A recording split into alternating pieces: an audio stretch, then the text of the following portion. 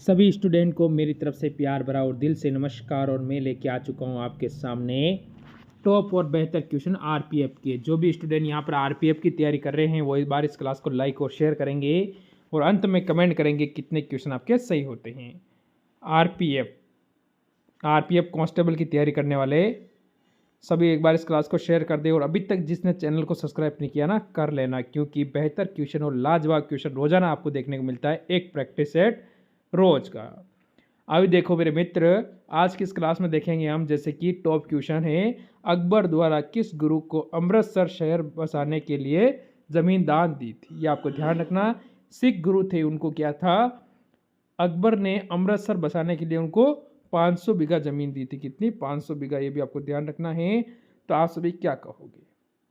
तो कौन से सिख गुरु थे? गुरु रामदास। गुरु रामदास का मतलब होगा मेरे स्टूडेंट ऑप्शन नंबर सी। ये आपको याद रखना है। आगे बढ़ो। अनुवांशिक की लक्षणों के जिन समूह को कहते हैं। अनुवांशिक लक्षणों के जिन समूह को कहते हैं, आप बताओ यहां पर आपका उत्तर क्या रहेगा। कौन से लक्षणों को कहते हैं, कौन से लक्षण होते हैं उन्हें हम कहते हैं? तो हम कहेंगे चिनोटाइप। ऑप्शन नंबर मेरे स्टूडेंट सी यहां से सभी बच्चों का बिल्कुल सही उत्तर है। आगे बढ़ो अगले क्वेश्चन के अंदर। निम्नलिखित में से रोगों में से कौन सा अनुवांशिक रोग है? ये आपके सामने कुछ रोग है, रोगों में से अनुवांशिक रोग आपसे पूछ रहा है, वो कौन सा है? तो हम यहां से क्या कहेंगे, अनुवांशिक रोग हमसे अगर पूछता है तो हम चले जाएंगे ऑप्शन नंबर सी की ओर। क्या हो जाएगा? थैलेसीमिया। ऑप्शन नंबर सी मेरे स्टूडेंट बिल्कुल सही रहेगा सभी बच्चों का। आगे बढ़ो अगले क्वेश्चन पर। किस प्रकार का प्रजनन अधिक विविधता का ला सकता है? ये कह रहा है कि किस प्रकार का जो प्रजनन होता है वो अधिक विविधता ला सकता है। वो कौन सा प्रजनन है ये आपसे बताएंगे। Option A, B, C, D. बताएं मेरे स्टूडेंट आप सभी बच्चों का उत्तर यहाँ से क्या होगा। लैंगिन। ऑप्शन नंबर हम यहाँ से अगर स्टूडेंट जो बी की ओर जा रहा है वो बिल्कुल सही और सटीक उत्तर यहाँ से दे देगा। आगे बढ़ो। किस राजपूत वंश ने अकबर के सामने समर्पण नहीं किया था? यानी यहाँ से ये जो वंश बहुत सारे दे रखे, इन्होंने क्या है, अकबर के सामने समर्पण कर दिया था, उनकी अधीनता स्वीकार कर ली, उसके साथ संधि कर ली। पर एक राजवंश ऐसा था जिसने अकबर के साथ संधि नहीं की, अधीनता स्वीकार नहीं की। तो आपसे पूछ रहा है सिसोदिया। सिसोदिया वंश होगा ऑप्शन नंबर ए, जो कि कहा जाता है मेवाड़। ये आपको ध्यान रखना है, मेवाड़ भी से कहा जाता है। आगे बढ़ो अगले क्वेश्चन पर। निम्नलिखित में से ग्राम पंचायतों की आय का स्रोत कौन सा है? ये बताना है आपको कि निम्नलिखित में से ग्राम पंचायतों की जो आय का स्रोत है वो कौन सा है। तो हम यहाँ से क्या करेंगे, जैसे कि आयकर, बिक्री कर, व्यवसायिक कर, लेवी कर, शुल्क। तो हम यहाँ से हमारा उत्तर क्या बनता है ये हमें बताना है। तो सभी स्टूडेंट कहेंगे सर ऑप्शन नंबर सी, व्यवसायिक कर।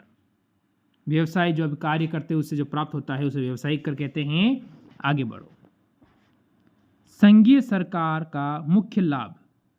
एक संघीय सरकार होती है, उसका मुख्य लाभ क्या है ये आपको बताना है। तो क्या इसके बारे में कोई बता सकता है कि संघीय सरकार का मुख्य लाभ क्या होगा? यहां से तो क्या कहेंगे, यहां से यह क्षेत्रीय स्वायत्तता के साथ राष्ट्रीय एकता को एकत्रित कर। यानी ऑप्शन नंबर हम यहां से अगर बी की ओर जाएं तो यहां पर यह भी बिल्कुल सही रहेगा। आगे बढ़ जाओ अगले क्वेश्चन पर। जिन का आकार कैसा होता है? जिन शब्द होता है, जिन का आकार कैसा होता है ये आपसे पूछ रहा है। इसका आकार किस प्रकार का होता है, इसकी बनावट होती है वो कौन से तरीके की होती है? तो हम यहां से क्या कहेंगे, तो हम सभी कहेंगे सर्पाकार। सर्पाकार का मतलब मेरे स्टूडेंट ऑप्शन नंबर ए यहाँ से बिल्कुल सही है। आगे बढ़ो। इलाहाबाद उच्च न्यायालय की स्थापना कब हुई थी? इलाहाबाद उच्च न्यायालय की जो स्थापना है वो कब हुई थी, कौन से सन में इलाहाबाद उच्च न्यायालय की स्थापना हुई थी, ये आपको बताना है। यहाँ से 1865, 1866, 1916, 1867। तो अब आपका उत्तर यहाँ से क्या रहेगा, सभी स्टूडेंट बताइए। इलाहाबाद उच्च न्यायालय की स्थापना 1866, यानी ऑप्शन नंबर बी आप सभी का बिल्कुल सही है। आगे बढ़ जाओ, अगला क्वेश्चन, नागालैंड राज्य कब बना था? ये आपसे पूछ रहा है, भारत के अंदर जो नागालैंड है वो राज्य कब बना था, तो आप सभी क्या कहोगे? एक तो ये होता है कौन सी दिशा में स्थित है, तो आप क्या कहोगे, पूर्व में हो जाता है। ये पूछ रहा है राज्य कब बना था, तो राज्य आप बताओगे 1963। 1963 का मतलब स्टूडेंट ऑप्शन नंबर बी जिस बच्चे का आ रहा है वो बिल्कुल सही रहेगा। आगे बढ़ो, कौन सा संविधान संशोधन ये कहता है कि ग्राम पंचायत में 1/3 सीटें महिलाओं के लिए आरक्षित होनी चाहिए? ये आपको ध्यान रखना है। तो ऐसा कौन सा है संविधान संशोधन ये कहता है 1/3 सीटें होती है जो महिला के लिए आरक्षित यानी महिलाओं के लिए रिजर्व होनी चाहिए। तो हम सभी यहाँ से क्या कहेंगे, ऑप्शन नंबर डी 71वां संविधान, सॉरी ऑप्शन नंबर 73वां संविधान संशोधन होगा, ऑप्शन नंबर सी बिल्कुल सही रहेगा। आगे बढ़ो, योजना आयोग का प्रस्ताव किसने और कब प्रस्तुत किया? योजना आयोग है, इसका प्रस्ताव कब और किसने प्रस्तुत किया ये आपको बताना। ये क्वेश्चन मैं कई बार पहले शायद बता चुका हूँ, तो आप सभी को पता होना जिसने बच्चे ने एसएसजीडी की तैयारी की थी, क्योंकि ये एसएससी जीडी में पूछा गया क्वेश्चन है। अब बताओ आप सभी का उत्तर क्या रहेगा। John Mathai 1950, option number A यहाँ से बिल्कुल सही है। आगे बढ़ो, अदरक के उत्पादन में कौन सा राज्य अग्रणीय है, यानी सबसे ज्यादा अदरक का उत्पादन कौन सा राज्य करता है? अग्रणीय का मतलब यही चीज होती है कि सर्वाधिक जो चीज किसी राज्य में उत्पादित होती है वहीं से अग्रणीय होती है। ये आपको ध्यान रखेंगे मेरे स्टूडेंट। यहाँ से आपका उत्तर क्या रहने वाला है, तो बताएंगे सारे स्टूडेंट। यहाँ से जैसे आप कह सकते हो तमिलनाडु, पश्चिम बंगाल, केरल, मध्य प्रदेश, तो हम सभी कहेंगे यहाँ से सी यानी केरल। यहाँ से बिल्कुल सभी और सटीक उत्तर यहाँ पर रहने वाला है। आगे बढ़ जाओ, मसालों का सर्वाधिक उत्पादन किस राज्य में होता है? मसाले सर्वाधिक होते हैं, जो आप साग सब्जी वगैरह जिसमें जो डालते हो मसाले, वो सर्वाधिक यानी सबसे ज़्यादा उत्पादन करने वाला राज्य कौन सा है, ये आपसे पूछ लिया है। तमिलनाडु, केरल, कर्नाटक, आंध्र प्रदेश। मेरे student option number D Andhra Pradesh पर जो बच्चा जा रहा है वो बिल्कुल सही है। आगे बढ़ेंगे अगले क्वेश्चन पर। आर्य समाज की स्थापना स्वामी दयानंद सरस्वती ने कब की थी? आर्य समाज के बारे में आपसे पूछ रहा है कि जो स्वामी दयानंद सरस्वती ने है उसकी स्थापना कब की थी। ये क्वेश्चन भी एसएससी जीडी 2024 में जो पेपर हुए थे उसमें पूछा गया क्वेश्चन है। तो बताओ आपका उत्तर क्या है। 1828, 1875, 1867, 1893। तो 1875 ऑप्शन नंबर बी जो स्टूडेंट देगा वो बिल्कुल यहाँ पर सही और सटीक रहेगा। आगे बढ़ो, निम्न में से किस मिट्टी में सबसे कम जोतने की आवश्यकता होती है?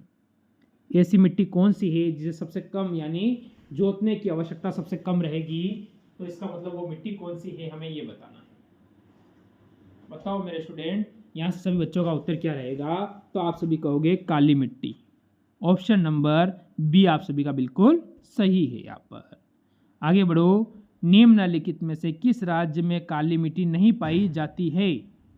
ऐसा कौन सा राज्य है जहाँ पर काली मिट्टी नहीं पाई जाती, यानी काली मिट्टी किसके लिए उपयोगी सबसे ज़्यादा किसके लिए है? तो आप सभी कहोगे कपास के लिए। अब आपको ये बताना है कि कौन से राज्य में नहीं पाई जाती। तमिलनाडु, महाराष्ट्र, पश्चिम बंगाल, आंध्र प्रदेश। आखिरकार मेरे स्टूडेंट आप सभी का उत्तर क्या रहेगा यहाँ पर? तो आप सभी कहोगे ऑप्शन नंबर सी, यहाँ से पश्चिम बंगाल। आगे बढ़ो। भारत का कौन सा राज्य कपास में अग्रणी उत्पादक है? यानी जहाँ पर काली मिट्टी सर्वाधिक होगी वहाँ पर हो सकता है कि हाँ जलोढ़ भी हो सकती है, पर मैं पूछ रहा हूँ कपास जो सर्वाधिक उत्पादन करने वाला राज्य कौन सा है भारत का, हमसे ये पूछा है। तो हमारा उत्तर सभी स्टूडेंट यहाँ से बताएंगे कि कपास के मामले में sir option number D, Maharashtra में सर्वाधिक कपास का उत्पादन होता है। आगे बढ़ो। अंतर्राष्ट्रीय साक्षरता दिवस कब मनाया जाता है? अंतर्राष्ट्रीय साक्षरता जो दिवस है, साक्षरता दिवस कब मनाया जाता है? अब ऑप्शन है 8 मार्च, 8 सितंबर, 27 सितंबर, 10 दिसंबर। आपको बताना है अंतर्राष्ट्रीय साक्षरता दिवस 8 सितंबर। ऑप्शन नंबर जो बच्चे बी पर जा रहे हैं वो बिल्कुल सही है। यहाँ से आगे बढ़ो अगले क्वेश्चन पर। निम्नलिखित में से कौन सी नदी कृष्णा नदी की सहायक नदी नहीं है? ऐसी कौन सी नदी है जो कृष्णा की सहायक नहीं है, फिर वो किसकी सहायक है? बताएंगे आप। तुंगभद्रा, मालप्रभा, घटप्रभा, अमरावती। आपसे पूछा है मेरे स्टूडेंट कि यहाँ से इसने कहा है किसकी सहायक नहीं है? कृष्णा की सहायक नहीं है, तो Amravati. Option number dear student बिल्कुल आप सभी का सही और सटीक उत्तर यहाँ से बन जाएगा। आगे बढ़ो। अगला क्वेश्चन 21 नंबर आपके सामने। स्वर्णिम चतुर्भुज महामार्गों इनमें से किस शहर को नहीं जोड़ता है? तो आपका इनमें से एक शहर को नहीं जोड़ेगा, यानी ये 3 शहरों से होके निकलता है। यानी ये मार्ग भारत के सबसे बड़े शहरों से होके निकलने वाला मार्ग है, जैसे कि दिल्ली, गुवाहाटी, चेन्नई, कोलकाता। इनमें से एक ऐसा मार्ग है, एक ऐसा स्थान है उसको नहीं जोड़ता है, इसको छोड़कर इसे आगे निकल जाता है। तो आप सभी क्या कहोगे यहाँ से? तो सभी स्टूडेंट कहोगे सर गुवाहाटी। गुवाहाटी का मतलब ऑप्शन नंबर बी आपका बिल्कुल सही रहेगा। बस दिल्ली, चेन्नई, कोलकाता को ये जोड़ता है। आगे बढ़ो अगले क्वेश्चन पर। राजीव गांधी की समाधि को किस नाम से जाना जाता है? हाँ, अब यह सब बहुत सारी समाधियों से भी आपसे पूछ सकता है, जैसे कि शक्ति स्थल किसकी है, वीर भूमि किसकी है, समता स्थल किसकी है, बांस घाट किसकी है, यानी कुछ भी पूछ सकता है। पेपर है देखो, बहुत सारी शिफ्टों में होंगे, एक शिफ्ट में पेपर आपका होगा नहीं। तो अगर ऑनलाइन पेपर होगा तो कहीं से भी क्वेश्चन बन सकता है। तो हम कहेंगे वीर भूमि। राजीव गांधी की समाधि स्थल को हम क्या कह सकते हैं? वीर भूमि। ऑप्शन नंबर बी बिल्कुल सही है। चित्रकूट बांध किस नदी पर स्थित है? चित्रकूट बांध है वो कौन सी, यानी किस नदी पर स्थित है? नदी का नाम आपको बताना है। इंद्रावती, तुंगभद्रा, अलकनंदा, ब्राह्मणी। बताओ मेरे स्टूडेंट, आप सभी का उत्तर यहाँ से क्या रहेगा? बिल्कुल बिल्कुल बिल्कुल, जो मित्र ऑप्शन नंबर ए इंद्रावती दे रहा है वो बिल्कुल सही है यहाँ पर। आगे बढ़ो। भारतीय राष्ट्रीय कांग्रेस की पहली महिला अध्यक्ष कौन थी?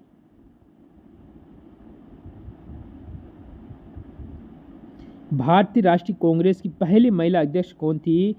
क्या इस क्वेश्चन का उत्तर आप मेरे सभी बच्चे मेरे को कमेंट करके बता सकते हैं? एनी बेस्टन, सरोजनी नायडू, अमृता कौर, अन्ना जॉर्ज। आप सभी का उत्तर यहाँ से क्या रहेगा? चलो आज का लास्ट और अंतिम क्वेश्चन आपसे पूछ रहा है, रजिया सुल्तान के पति का क्या नाम था? क्या पेपर में ये भी पूछ सकता है? देखो हिस्ट्री है, कुछ भी पूछ सकती है कि रजिया सुल्तान के पति का नाम क्या है। तो आप सभी क्या कहोगे कि रजिया सुल्तान के जो पति का नाम है अल्तुनिया। अल्तुनिया ऑप्शन नंबर मेरे स्टूडेंट बी यहाँ से बिल्कुल सही है। तो ये थे आज के टॉप क्वेश्चन। ज़रूर कमेंट करना आप सभी ने कितने सही किए हैं। मिलते हैं कल एक और टॉप बेहतर क्लास के साथ। सभी को जय हिंद, जय भारत।